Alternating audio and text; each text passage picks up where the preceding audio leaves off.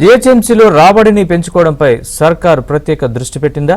ఇందుకోసం ఆస్తి పన్ను విధానంలో మార్పులు చేస్తోందా? ఇక మీదట భూమి విలువ ఆధారిత పన్ను వేసేందుకు ప్లాన్ సిద్ధం చేసిందా? నిపుణుల కమిటీ రిపోర్ట్ మేరకు నిర్ణయం తీసుకోబోతోందా? ఇంతకీ ప్రస్తుతం ఉన్న విధానం ఏంటి? సర్కారు చేస్తున్న ఆలోచన ఏంటి?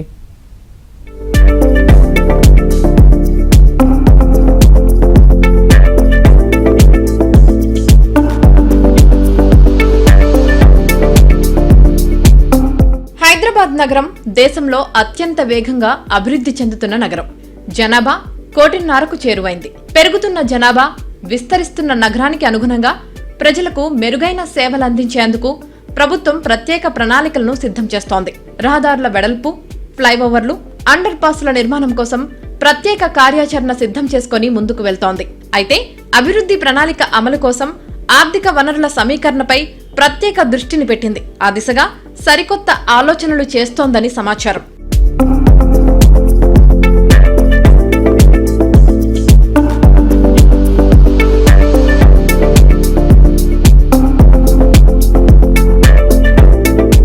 హైదరాబాద్ నగర అభివృద్ధి పనుల కోసం రాష్ట్ర ప్రభుత్వం కేంద్ర సహకారంతో పాటు ప్రపంచ బ్యాంక్, జైకా వంటి అంతర్జాతీయ ఆర్థిక సంస్థల నుంచి నిధులు సమీకరిస్తోంది. మరోవైపు సొంత ఆదాయ వనరులను కూడా పెంచుకోవాలనే యోచనలో సర్కారు ఉన్నట్టు తెలుస్తోంది. అభివృద్ధికి నిధుల సమీకరణలో భాగంగా జీహెచ్ఎంసీ పరిధిలో ఆస్తి పన్నును పెంచాలని ప్రభుత్వం భావిస్తున్నట్లు సమాచారం. జీహెచ్ఎంసీ పరిధిలో ప్రస్తుతం అమలులో ఉన్న ఆస్తి పన్ను విధానాన్ని మార్చి భూ విలువ ఆధారిత పన్ను విధానాన్ని అమల్లోకి తీసుకువచ్చేందుకు ప్రభుత్వం కసరత్తు చేస్తోంది. అందుకోసం 6 సభ్యులతో కూడిన నిపుణుల కమిటీని నియమించింది. ఆ కమిటీ నివేదిక ఆధారంగా ప్రభుత్వం నిర్ణయం తీసుకునే అవకాశం ఉంది.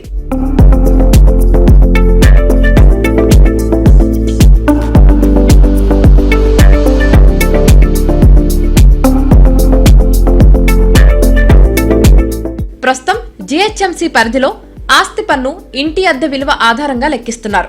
కానీ ఇప్పుడు ఆస్తి పన్ను కోసం కొత్తగా మరో విధానం తెచ్చే కసరత్తు చేస్తోంది.